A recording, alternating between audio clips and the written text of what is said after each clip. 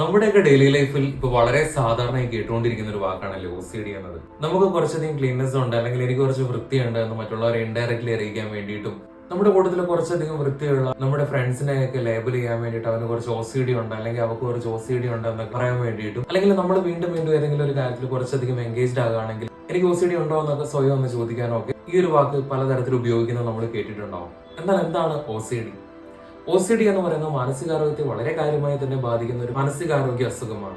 പ്രധാനമായും OCD ഉള്ള ആളുകളിൽ രണ്ട് കാര്യങ്ങളാണ് കാണാൻ സാധിക്കുക. ഒന്ന് ഒബ്സെഷനും, അതുപോലെ തന്നെ മറ്റൊന്ന് കമ്പൽഷനും. ഒബ്സെഷൻ എന്ന് പറയുമ്പോൾ വളരെ ഇൻട്രൂസീവ് ആയിട്ടുള്ള, റിപ്പീറ്റഡ് ആയിട്ടുള്ള, അതായത് ഒരേ കാര്യത്തിൽ വീണ്ടും വീണ്ടും റിപ്പീറ്റഡ് ആയിട്ട് അൺകൺട്രോളബിൾ ആയി ചിന്തിക്കേണ്ടി വരുന്ന ഒരു അവസ്ഥ.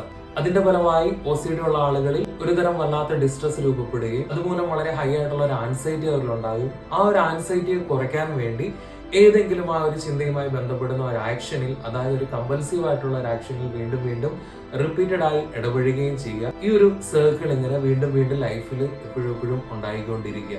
ഇത്തരത്തിൽ വളരെ ഡിസ്ട്രെസ് ഉണ്ടാക്കുന്ന, വളരെയധികം മാനസികാരോഗ്യത്തെ ബാധിക്കുന്ന ഒരു അസുഖമാണ് OCD എന്നത്. മെന്റൽ ഹെൽത്ത് റിലേറ്റഡ് ആയിട്ടുള്ള വേർഡ്സുകൾ നമ്മൾ യൂസ് ചെയ്യുമ്പോൾ അതിന്റെ അർത്ഥം ശരിക്കും മനസ്സിലാക്കി നമ്മൾ അനുഭവിക്കുന്ന കാര്യങ്ങൾ പ്രോപ്പറായിട്ട് മറ്റുള്ളവരിലേക്ക് കമ്മ്യൂണിക്കേറ്റ് ചെയ്യാനും അതുപോലെ സ്വയം മനസ്സിലാക്കാനും ഒക്കെ ശ്രമിക്കുമ്പോഴാണ് ശരിക്കും ഈ ഒരു അവസ്ഥയിൽ കൂടി കടന്നു പോകുന്ന ആളുകളെ നമുക്ക് വളരെ വ്യക്തമായി മനസ്സിലാക്കാൻ പറ്റുക. ഒരു ലേബലിങ്ങിനപ്പുറത്തേക്ക് OCD എന്ന് പറയുന്ന ഒരു മെന്റൽ ഹെൽത്ത് കണ്ടീഷനെ അതിൻ്റെതായ ഒരു ഗൗരവത്തിൽ കാണാൻ തന്നെ നമുക്ക് ശ്രദ്ധിക്കാം.